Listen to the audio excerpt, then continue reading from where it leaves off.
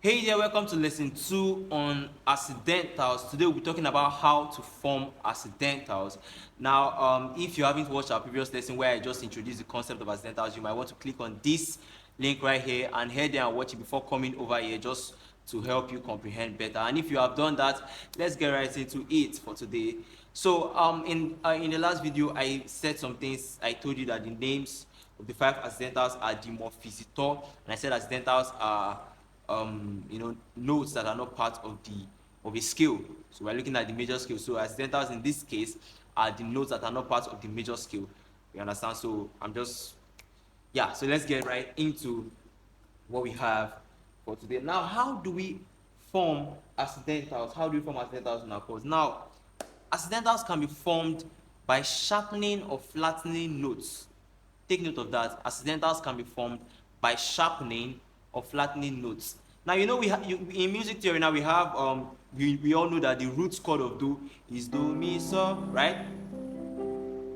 We all know that this chord of do mi so, re is re fa la, mi is mi so ti. But we don't have that kind of thing for accidentals. Accidentals don't really have their own chords. We cannot really come and say, okay, the chord for accidental is for D is D something. I don't know if you get my point. So they are not really like the other notes that join with other notes to form chords like do mi so, re fa la, mi so ti, blah blah blah. No. So how do accidentals form chords, or how can we use them to form chords? It's simple. Now let's take the chord of do for instance. If I were to sharpen the do, now this accidental right here is D. I've added an accidental into the chord. This is do. I sharpened my first note being my do, and here I'm playing the chord of D. So what we have is D mi so. Yeah. So you can do the same thing. Now let's sharpen this note and see what it gives us. Now this is do mi no Z. Yeah, this is Z. So do mi Z. So this is how accidentals combine with other notes to form chords. They just, if you sharpen a note, it will give you an accidental, and if you flatten a note, sometimes to give you an accidental. For instance, let's take this third note.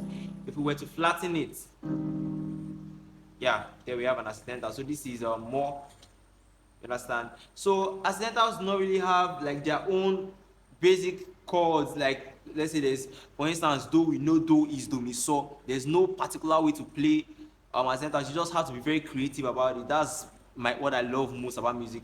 It's all about you and your creativity. So I could play the chord of D like this. I could play it like this. I could play it like this. There are just so many ways you can play accidentals, but just know this: mainly you form them by sharpening or flattening notes. So what I'm going to do is I'm just going to show you some basic way that I play accidentals sometimes, some basic way you can play. So we'll be looking at okay, let me just take Z and Tor in this lesson. So this is Z and this is Tor. So now if I was playing and I wanted to add, or I want to form the chord of Z, how would I do it? Now let's take the chord of mi. We have mi so ti. What I'll do is I'll sharpen my third. Now it's very important that you understand and you really know what you are doing. We are still playing on the key of C. I know some people, when learning keyboard, they came up with this idea that as long as you are playing on C, you are not going to play any of the black keys, but that is not true. Now when you are playing your major scale, yeah, you are not meant to play any of the black keys, but when you begin to play songs and all, you might want to add, adding accidental just adds more color to your play.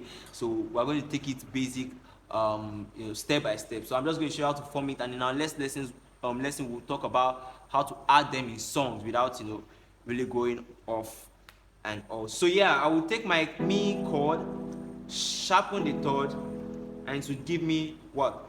Z.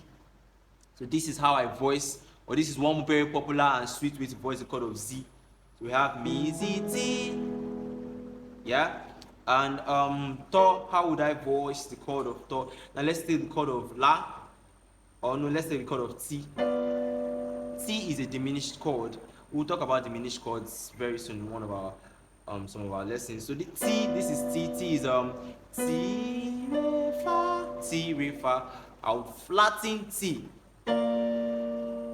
Now this is how I would voice my to. You understand? So to is to re fa.